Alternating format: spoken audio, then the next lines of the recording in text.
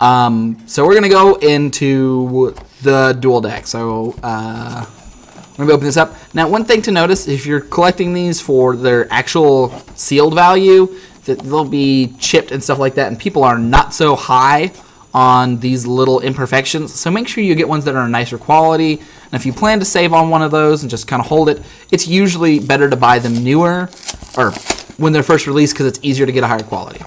So I'm going to kind of talk about the cards and where the price is at. Now, this did drop. This was cheaper to pick up for me. I think I picked up for like $20 or something.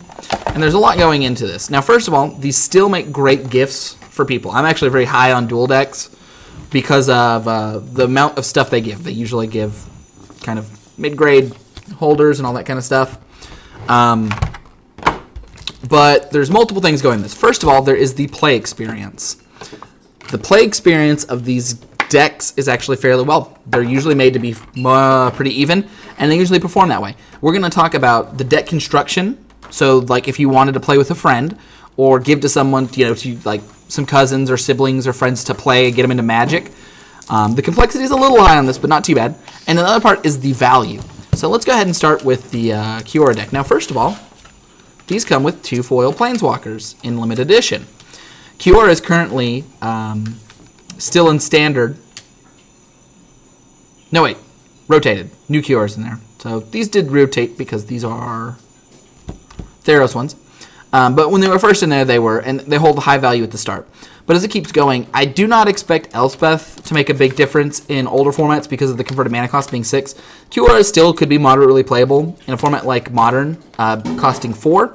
But also these hold good value for sort of like Commander product for casual play. Both of these cards are highly playable in Cube, Commander, casual play, and they still hold a decent price. And they may go up after time. Remember, they just rotated, so they're at their lowest. They will continue to go up over time. So if you can pick up one of these for less money than they're actually advertised, that can help a lot there as well. And then you can look through, and a lot of the value retaining has to do with the cards' prices and whether or not they're modern playable. But having cool cards like Scourge of Fleets, which, you know, isn't a premium rare per se, but it is something fun to play with. Cards like Simic Sky Swallower, which have been high at times and are very consistent players in cubes, in EDH decks. And that's where a lot of these cards can come in EDH, cube, and casual formats. Inkwell Leviathan is another high-value card, and it's a very strong card. It's an exciting card. All 3 of these Leviathans are exciting cards for new players. So even if you're just, you know, let's say that you were going to give somebody, you were going to wanted the Planeswalkers and you wanted to make a deck for someone. This has a lot of tools for that with an Inkwell Leviathan, theme on cards like Whelming Wave, which may be underwhelming. Cool cards like Plasma Capture are often in here, cards that have an interesting effect.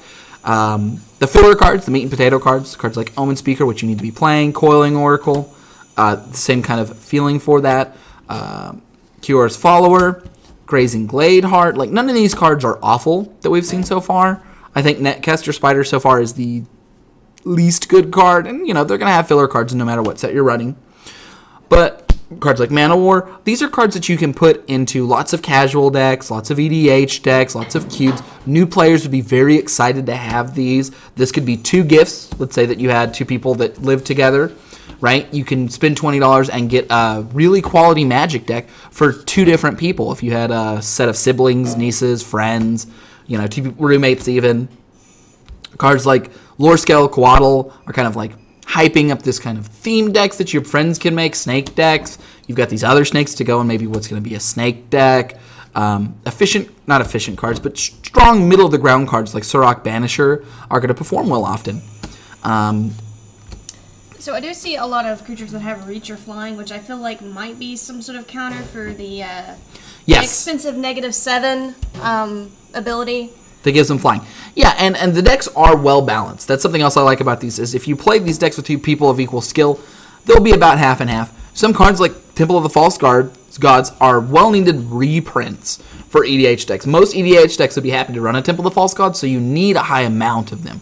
And then we've got a strong amount of lands, which are normal. And when you come to the back here, they have the sorceries. Explore, which is a card that's played in some formats. It's not seeing a lot of play in Modern right now, but it could see more, and it has new art on it, which is always appreciated.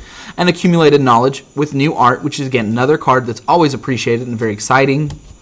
Regular Appeal from Reality, Time to Feed, and you can often upgrade, you change your Time to Feeds to Prey Upons, and the deck gets better, Your friends get more excited about this slightly more powerful version.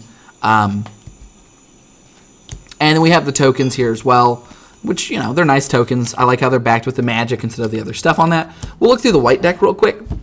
But I really just want to emphasize, again, that these decks don't always have more value than their price tag up front. So you might not want to be buying them just for that 1 or 2 cards. But if you feel like the price will increase on Elspeth or Kiora, you can buy them and hold them if you don't need those cards immediately in your decks. The fact is, sealed product often increases in price quite a bit, even if there's not a lot of value in it, because collectors like to have sealed product of these. So if you're unsure if you want it, you want to give it for a gift, but it seems to be in your range, it can be something nice to pick up. Fun cards like Precinct Captain seem like a really cool card to build around. And it's also the kind of card that's not being played in Modern right now, but costing 2, it has that potential. Older cards like Gustcloak's Savior, which this is Onslaught block. You're going to be hard-pressed to get cards like this. This kind of older card, it helps drive the price to a more affordable range.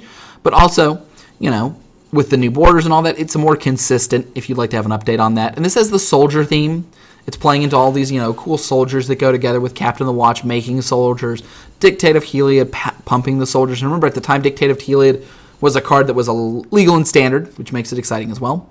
We've got really powerful older cards. Decree of Justice, it sees moderate legacy play every now and again, not as much with Miracles being out, but it's the kind of card that you can fit into a lot of different decks and that you can kind of experiment with in older formats.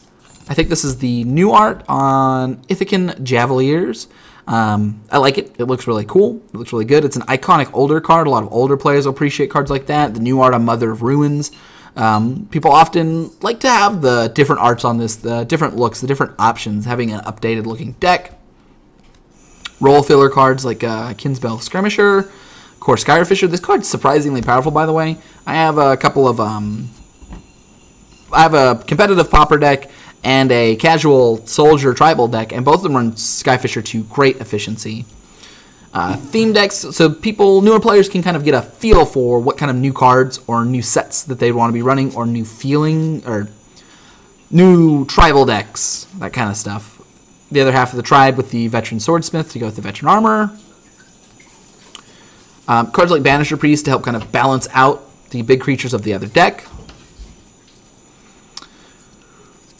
We have a Skirmisher theme in this deck. The Untap effect lets you attack with multiple creatures without them dying. The Battle Cry lets you have more creatures out. Cooler, older mechanics. So complicated mechanics is introductory feelings. Cycling this, discard a draw card. That's a good effect. But the fact that you get a benefit to soldiers when you cycle it is a more complex effect. Do I cycle this to draw a card early? Do I cycle this later as a finisher? Do I play it as a creature? It serves all of those roles. Noble Templar, kind of same thing. It can be mana or creatures. And the lands do the same thing, having this consistent value for what does cycling really mean and understanding how strong cycling is.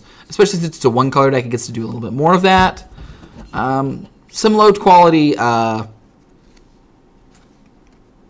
tricks, just not really there. Not too terribly impressed with it.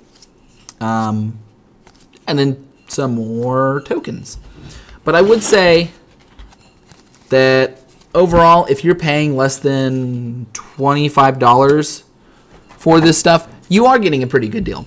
You're getting cards that are EDH staples, some modern and legacy potential cards, and more importantly, well-balanced play experience for people to give them away. I mean, you could give them away with the Planeswalkers, but let's say that they're newer players and that you set the Planeswalkers aside and these decks are sealed in the plastic, and you go ahead and create this little box for them, boom, boom, fold it up, put the new deck in it, and now your niece and nephews have a cool introductory to Magic, room to grow in these well-balanced decks to play against each other, and, you know, in addition to their kind of cool gifts right there, you've also set yourself up to have a couple more Planeswalkers, which are fairly powerful. All right, we are going to start with the last part here. We're going to run a sealed in a second, so I'm going to change the name on the stream and pop it back up in just 1 second. And also, we are going to start, me and Brad will start doing legendary cubes this coming next week. Not tomorrow, but hopefully Monday will be our first one. We'll be talking about the value of legendary cubes. And it's a really cool format from what I've seen, guys. So you just give me just 1 second, and we'll be right back